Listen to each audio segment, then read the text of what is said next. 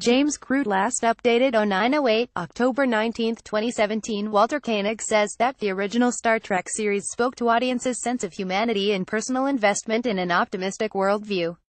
Original Star Trek TV series actor Walter Koenig confesses he hasn't watched the franchise's latest series, Discovery. The 81-year-old, who will be in Auckland for this weekend's Armageddon Pop Culture Expo, played USS Enterprise navigator Pavel Chekhov from the show's second season in 1967, until the seventh feature film, 1994's Star Trek Generations. Speaking on the phone from his home in the U.S. before making the long flight for his first trip to New Zealand, Koenig says he's steered clear of Discovery because my philosophy on life is to look ahead. However, that doesn't stop him being more than happy to reminisce about his time aboard the long-running sci-fi series with fans. Describing events like Armageddon as very reaffirming, he says he enjoys meeting people who know so much more stuff than I remember. Walter Koenig cites The Voyage Home as his favorite of the Star Trek movies. Read more Star Trek at 5010 of the best classic episodes Why We Cling On to the Continuing Enterprise of Star Trek Movie Review. Star Trek Beyond. Amusingly, he admits that he's now been on the convention circuit longer than he was part of Star Trek. After we were cancelled as a TV series in 1969, the first out-of-town conventions I believe I attended were in 1973. Since then it's been a constant stream, some years more, some years less. Last year was extraordinary because of the 50th anniversary of the show's debut.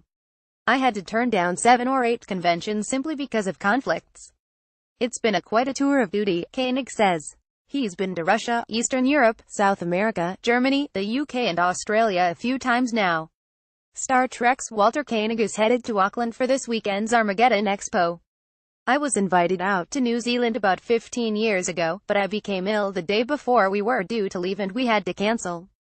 So when I was approached about this 4 months ago, I immediately said yes because I've only heard wonderful things about your country. When asked whether he's noticed a difference in the Trek fanbase over the years, Koenig says that the recent J.J. Abrams movies have created a new audience. He changed the format to compete with the other multi-hundred-million-dollar projects that use computer graphics sensibly. It's now more of a phenomenon, a visual, sensory experience, rather than an emotional experience.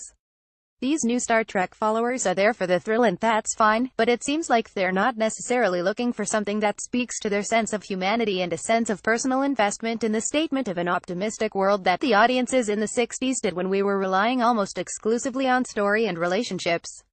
I don't know what percentage these new fans represent, but they are certainly now a dynamic in terms of the franchise's popularity.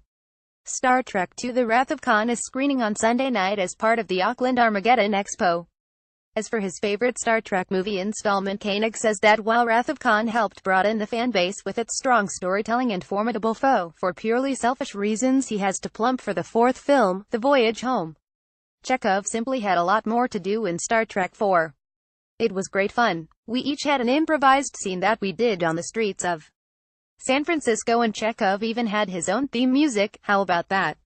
I thought it was an extremely well-devised story. It's not a piece of luck that Nick Meyer was heavily involved in writing both Star Trek II: Wrath of Khan and IV. I don't think he got the credit on Star Trek IV, but the whole part of the story that was the return to contemporary times was written by him. Walter Koenig played navigator Pavel Chekhov on 2 seasons of the original series and 7 feature films. Walter Koenig will be joined by the likes of Harry Potter's Tom Felton, Castle's Nathan Fillion, Doctor Who's John Barrowman and American Gods Ricky Whittle for Auckland's Armageddon Expo, which begins on Friday and runs until Monday at the ASB Showgrounds. For more information, see ArmageddonExpo.com stuff.